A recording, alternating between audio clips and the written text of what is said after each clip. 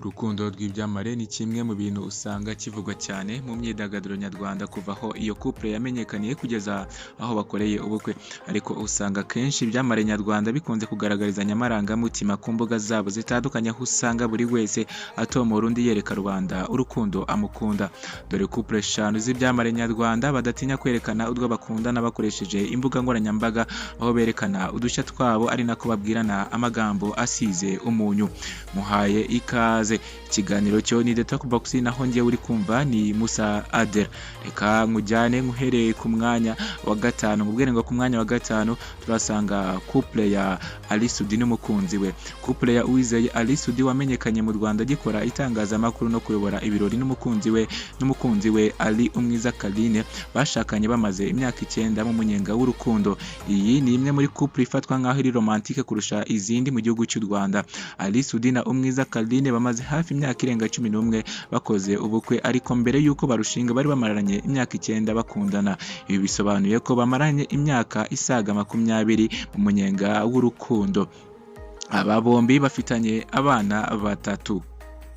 Reka nkubwire ngo ku mwanya wa kane turasanga couple ya Bahavu Janet na Ndayirukiye Flui. Couple y'umukinnyi wa filime akaba n'umunyamideli usa na Bahavu Janet n'umugabo we Ndayirukiye Flui ni imwe mu zikunzwe cyane ndetse zikunze kurangwa n'udushya mu rukundo rwabo. Bahavu akunze kwerekana urwo akunda umugabo we yifashishije urukuta rwe rwa Instagram ndetse na chaîne bahuriyeho ya YouTube. Isabukuru ya Bahavu babinyujije kuri konte yabo ya YouTube, beretse abafana babo uko bizihije uyu munsi mu mashusho azira imbere ka Flui na Bahavu hamwe n'imfura yabo. Bari bishimye cyane, maze Bahavu yibutsa urukundo ruzira imbereka akunda umugabo we ubwo yagize ati: "Mutima wanjye ndakwizeza ko nzahora nkukunda, nzahora nibuka mbere itariki nk'iyi ko wankunze ukamitamo, nzahora mbikubahira kandi nzahora nkukundire n'umuryango wawe, nkukundire n'abo tuzabyarana, nzagukunda dukennye ndetse tunakize." Ku mwanya wa gatatu turasanga couple ya Isheja Sandrine n'umugabo we Kagame Peter. Couple ya Isheja Sandrine n'umugabo we Kagame Peter nayo izamu zikunzwe cyane mu myidagaduro nyarwanda ndetse ikunze no kugaragarizanya urukundo cyane mu mitoma ihambaye. Umunsi umwe Sandrine Isheja usanzwe ari umunyamakuru w'imyidagaduro kuri Kiss FM yeretse ibyo umugabo we Kagame yamukoreye ubwo yamusangaga muri studio za Radio Kiss FM. Byerekana ko ibi ngibi biri romantique cyane, byerekana ko aba bombi bari romantique cyane koko byanyabyo. Umugabo wa Isheja yigeze kumutungura muri studio amuzanira indabo ahamya urwo amukunda ku mugaragaro. Abinyujije kuri konte ya Instagram, Sandrine yashyize hanze amashusho ubwo umugabo we yamusangaga muri studio za Kiss FM akamutungura, maze amusanganiza indabo n'akabaruwa kanditseho ubutumwa buriho utugambo twiza.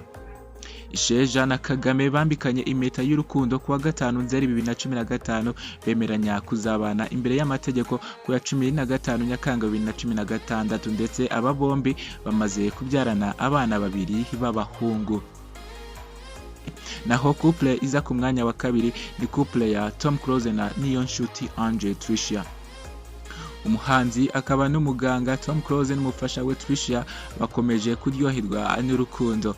Couple y'umuhanzi Muyumba Thomas uzwi nka Tom Close n'umugore we Niyonshuti Ange Tricia ni imwe muziza ku mwanya wa mbere muzikundana zikabigaragaza ndetse ziri romantique cyane kurusha izindi mu Rwanda. Ibi babigaragaza iyo umwe yagize isabukuru y'amavuko cyangwa iyo bari gusangiza ibihe byabo banyuzemo, bari kubisangiza abakunzi babo, dore ko bose nyine bakundana kandi ari couple imaranye igihe muri couple z'ibyamamare nyarwanda ndetse muri couple zabashije kuba zarushinga.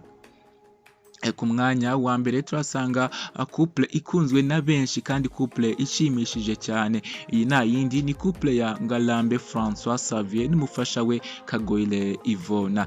Couple ya Ngalambe François Xavier wamenyekanye mu ndirimbo Umwana n'Umutware n'umugore we Kagoyle Ivona nayo iza ku mwanya wa mbere muzifatwa nk'izitegererezo cyane, kuko usanga urwo bakundana rudasaza kandi nibasiba guterana imitoma buri munsi, dore ko bakunda no kwiyambarira imyambaro isa.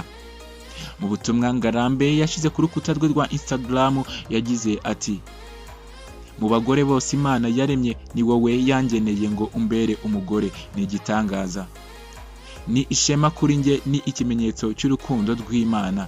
Nanjye ndakwakiriye kandi mwakiriye bundi bushya nk'umugore w'ikinege. Nta wundi ukundutira, urankwiriye, ndagukwiriye, turakwiranye. Imana iguhe umugisha. Ngarambe Francois Xavier yasabye Anakwa Kagoyire Ivona itariki ya mbere Kamena mwaka w'igihumbi kimwe magana cyenda mirongo icyenda na gatatu. Bavuga ko kandi basezeranye imbere y'amategeko ya leta ku wa 10 Nzeri mwaka w'igihumbi kimwe magana cyenda mirongo icyenda na gatatu. Bahabwa isakaramento ryo gushyingirwana itariki ya mbere Mutarama mwaka w'igihumbi kimwe magana cyenda mirongo icyenda na kane. Ari nabwo batangiye kubana mu rugo nk'umugore n'umugabo. Izi nizo couple 5 cyangwa se ingo z'ibyamare mu Rwanda zikunze kugaragaza urwo bakundana bakoresheje imbuga nkoranyambaga. Aba kandi nibo bagaragaje urukundo rugiye kure kuva barambagizanya na nyuma yo kurushinga. Ntabwo arizo couple zonyine zizwi mu myidagaduro nyarwanda, ahubwo ni uko aba aribo babashije kurushinga.